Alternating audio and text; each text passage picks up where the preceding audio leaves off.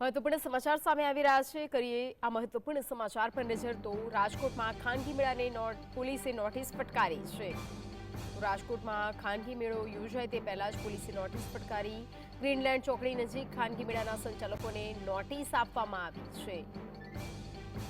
તો મેળાની રાઇડ્સ મામલે પોલીસ કમિશનરની મંજૂરી ન લીધી હોવાથી આ કાર્યવાહી હાથ ધરવામાં આવી છે। તો એસઓપીનું પાલન થાય પછી જ મેળો શરૂ કરવા માટે સૂચના આપી દેવામાં આવી છે।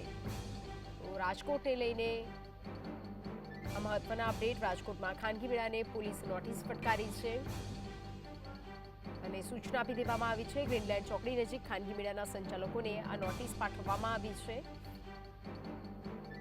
મેળાની રાઇડ્સના મામલે પોલીસ કમિશનરની મંજૂરી ન લીધી હોવાથી આ કાર્યવાહી હાથ ધરવામાં આવી છે। તો એસઓપીનું પાલન ન થાય તો મેળો નહીં યોજી શકાય। જો પાલન કરવામાં આવશે તો જ મેળો શરૂ કરવા માટે સૂચના આપવામાં આવી છે। તો રાજકોટમાં ખાનગી મેળાને પોલીસે નોટિસ ફટકારી છે।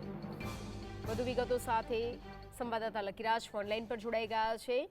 લકીરાજ, એસઓપીનું પાલન થાય પછી જ મેળો શરૂ કરવા માટે સૂચના આપી દેવામાં આવી છે, શું છે વધુ માહિતી?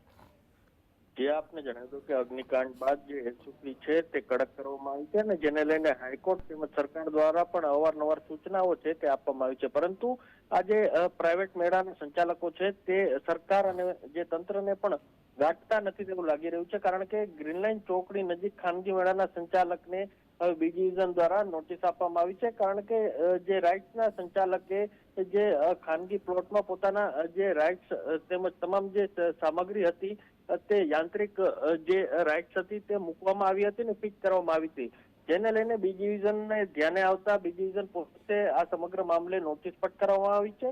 આ એસઓપીનું પાલન થાય ત્યાર પછી મેળો શરૂ કરવા સૂચના છે તે પણ આપવામાં આવી છે। તો બીજી તરફ આ જે મેળાના સંચાલક છે તે રાજકોટના લોકમેળાના 31 પ્લોટ ખરીદનાર વિરેન્દ્રસિંહ ગોહિલ છે, એટલે તેને જ નોટિસ ફટકારવામાં આવી છે। એટલે ચોક્કસપણે હવે આવનારા સમયમાં જે એનઓસી આપવામાં આવશે કે કેમ તેના ઉપર સૌ કોઈની નજર છે। જી લકીરાજ, જોડાઈ સમગ્ર માહિતી આપવા બદલ આપનો આભાર।